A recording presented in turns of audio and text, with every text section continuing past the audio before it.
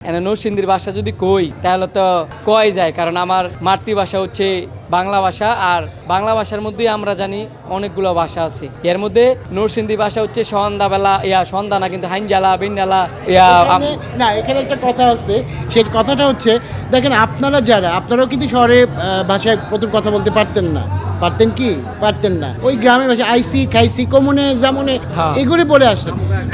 আমাদের ঢাকায় যাদের জন্ম বা আমার এই শহরে জন্ম, তারে একমাত্র শুদ্ধ বলতে পারে। তারপরেও অনেক বলে ওর এই কথাটাকে ওরে কিউটনেস করে ফেলে। ও যদি শুদ্ধ বলতে যায় ওরে কেউ টানবে না, কারণ ওর কিউটনেস কিন্তু ওর ওর কথাটার জন্যই তো আপনারা ওর কাছে ছুটে আসেন, তাই না? এর জন্য আমি বলি না, এর জন্যই বলি যে না, ওর ভাষায় কথা বলবে, ও ঢাকার ভাষায় কথা বলার দরকার নাই। আমি চেষ্টা করি যে আমার সবসময় যে আমার নরসিংদীর ভাষা কইতে। তারপর মাঝে মাঝে একটু সবাই বলে যে মাঝে মাঝে একটু ঢাকায় ভাষা বইলো, পারি না, তারপর চেষ্টা করি আর কি।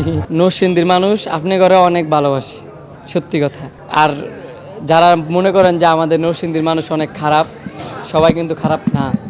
আমি বারবার বলি যে আমি আমার নরসিংদী জেলার ছেলে। দেখেন আমি কি করি, চেষ্টা করি ভালো কন্টেন্ট করার জন্য, এবং কি আমার নরসিংদীর জেলাটাকে এখন সারা বিশ্বে বিভিন্ন জায়গায় চিনি। যেমন দাদা বলতেছিল যে তোদেরকে নিয়ে আমি কলকাতা প্রোগ্রাম করব। এখন কলকাতা কেন প্রোগ্রাম করবে? কারণ আমাদের 40% মানুষ হচ্ছে বেশিরভাগ সাপোর্ট করে ইন্ডিয়ার, তারপর হচ্ছে আরও নেপাল, পরে হচ্ছে আপনার মিয়ানমার, অনেক দেশের মানুষ আমাদের, পরে আবার পাকিস্তান। মানে আমাদের কন্টেন্টগুলো আবার অন্য ভাষায়ও ট্রানজেকশন হয়তো সবাই ভালোবাসে আমি দেখছি, এবং অনেক কমেন্ট হচ্ছে বেশিরভাগ হচ্ছে ইন্ডিয়ার। তো দাদার আমি বারবারই বলি যে দাদা খুব তাড়াতাড়ি ইন্ডিয়া একটা প্রোগ্রাম করেন, দেখাই দিব ইনশাল্লাহ যে আমরা বাংলাদেশ থেকেও কন্টেন্ট ক্রিয়েটররা বাইরের দেশে গিয়েও কিছু করতেছি।